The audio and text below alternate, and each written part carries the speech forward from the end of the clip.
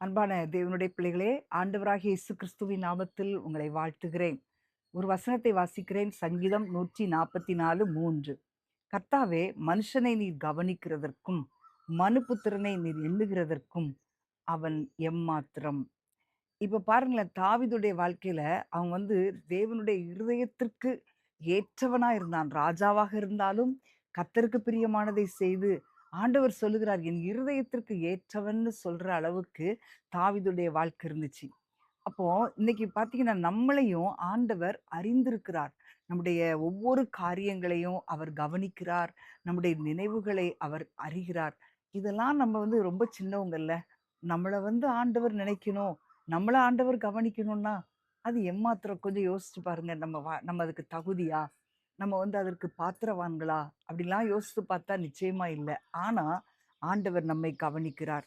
இப்போ இன்னைக்கு நம்மள ஒரு மண்ணாக தான் பார்த்தார். அந்த மண்ணிலிருந்து ஆண்டவர் நம்மை உருவாக்கி, நம்மை ஒரு மனிதனாக உருவாக்கி, நம்முடைய வாழ்க்கையை தேவனுக்கு உகந்த ஒரு பாத்திரமாக உருவாக்கும்படி அவர் நம்மை பார்க்கிற தேவன். ஆமென். இன்றைக்கு நம்ம ஒருவேளை உலகத்தாருடைய பார்வையில ரொம்ப அற்பமா இருக்கலாம்.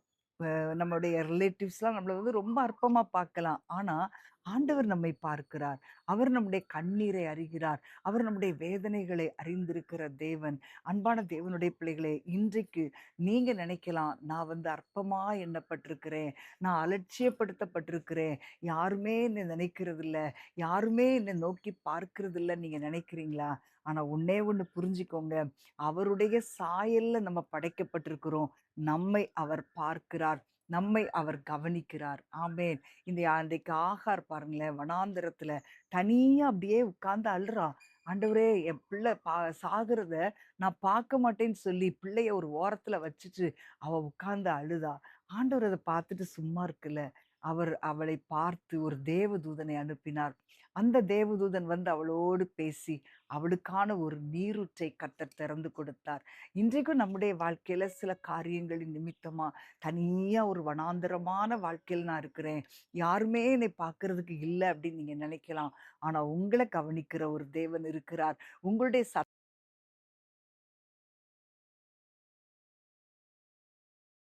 இன்றைக்கு உங்களுடைய தனிமையில உங்களை யாருமே அறியாத ஒரு சூழ்நிலையில கர்த்தர் அறிந்திருக்கிறார். அவர் பார்க்கிறார். அதே மாதிரி சகையு அப்படின்னு ஒரு ஆயக்காரன். அவன் வரி வசூலிக்கிறவன் தான். மனிதர்களால ரொம்ப வெறுக்கப்பட்டவன். அவனுக்கு திடீர்னு ஒரு ஆசை, இயேசுவ பார்க்கணும். அப்போ அந்த வழி அவர் வர்ற வழியில முன்னால ஓடினா அவர் பயங்கர ஜனக்கூட்டத்தோடு வருவாரு. இவன் குள்ளனா இருந்தபடினால அவர எப்படியாவது பார்த்துடணும் அப்படின்னு சொல்லிட்டு ஒரு காட்டத்தி மரத்துல போய் ஏறிட்டான். அந்த இடத்துல போய் உட்கார்ந்துட்டு அவன யாருமே அத பார்க்கல. அப்ப என்னை யாருக்குமே தெரியாது அப்படின்னு நினைச்சிருந்தான். ஆனா ஆண்டவர் பாருங்களேன், அந்த மரத்துக்கு கீழ வந்து நின்று அப்படியே நோக்கி பார்த்து, "சகையுவே, நீ இறங்கி வா. நான் உன் வீட்ல தங்கணும்னு" சொல்லி கூப்பிட்டார். அவன் இறங்கி வந்தான். பாருங்க, அவனுடைய வாழ்க்கை ஒரே ஒரு வார்த்தையில மாறிருச்சு. ஆண்டவர் அவனுடைய நினைவுகளை அறிந்தார். அவனுடைய எல்லா காரியங்களையும் அறிந்திருக்கிறவர். அவன் தன்னுடைய வாழ்க்கைய ஆண்டவருடைய கரத்துல ஒப்புக் கொடுத்தான். அவனுடைய வாழ்க்கையே தலைகீழாய் மாறினது.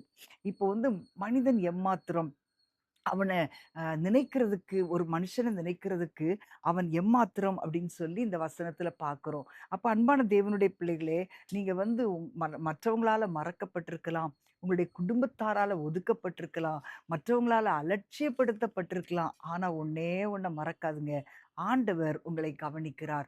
ஆண்டவர் உங்களை நினைக்கிறார். அவர் உங்களை ஆசீர்வதிக்கிற தேவன். உங்க வாழ்க்கையில ஒருவேளை என் வாழ்க்கை மதிப்பே இல்ல, யாருக்குமே அது மதிப்பா இல்ல அப்படின்னு நீங்க நினைச்சா கூட, உங்களுடைய வழிகள கர்த்தர் அறிந்திருக்கிறார். உங்க மேல ஒரு திட்டத்த ஆண்டவர் வைத்திருக்கிறார். ஆகவே அவர் உங்களை கவனிக்கிறார். அவர் உங்களை கண்ணோக்கி பார்க்கிறார். நினைவில் வைத்திருக்கிறார். இந்த உலகத்திற்கு நீங்க சாதாரணமா இருக்கலாம். ஆனா தேவனுக்கு நீங்க சாதாரணமானவங்க கிடையாது. ஆண்டவருடைய கரத்துல இன்னைக்கு ஒப்பு கொடுப்பீங்களா? இன்னைக்கு உங்க வாழ்க்கையில நீங்க உங்க இருதயத்துல நான் ஒண்ணுமே இல்ல அப்படின்னு நீங்க சொல்லாதுங்க. ஏன்னா, ஆண்டவருக்கு நீங்க தேவை. ஆண்டவர் உங்க வாழ்க்கையில ஒரு பெரிய திட்டத்த வைத்திருக்கிறார். நம்ம அதற்காக ஜெபிக்கலாமா? ஆண்டவரே, உம்மை ஸ்தோத்திரிக்கிறோம் அப்பா. ஆண்டவரே, நாங்க எவ்வளவு சிறியவர்களா இருந்தாலும், நீர் எங்களை அறிந்து, எங்களை கண்ணோக்கி பார்த்து, எங்களை நினைவில் வைத்திருக்கிறதற்காக உம்மை துதிக்கிறோம். ஆண்டவரே, இன்றைக்கு தனிமையிலே ஆண்டவரே, யாருமே பார்க்காத இடத்திலே, ஆண்டவரே, எல்லாராலும் மறக்கப்பட்ட நிலையில இருக்கிற எத்தனையோ பிள்ளைகள் உண்டப்பா. அவர்களை நீர் நினைவு கூறுகிற தேவன். அவர்களை நீர் விசாரிக்கிற தேவன். தகப்பனே, அதை உணரத்தக்கதான இருதயத்தை ஒவ்வொருவருக்கும் கொடுங்கப்பா. ஆண்டவரே, நீர் நினைத்து ஆசீர்வதிக்கிற தேவன் என்பதை உம்முடைய பிள்ளைகள் அறிந்து கொள்ளட்டும். இயேசுவின் நாமத்தில் பிதாவே. ஆமென், ஆமென். பிரியமானவர்களே, நீங்க உலகம் உங்கள சாதாரணமா பார்க்கலாம். ஆனா தேவனுடைய பார்வையில நீங்க விலையேற பெற்றவர்கள். ஆண்டவர் உங்கள மறக்கவே மாட்டார். தைரியமா இருங்க. ஆண்டவருக்கு நன்றி செலுத்திக் கொண்டே இருங்க. கர்த்தர் உங்களை ஆசீர்வதிப்பார்.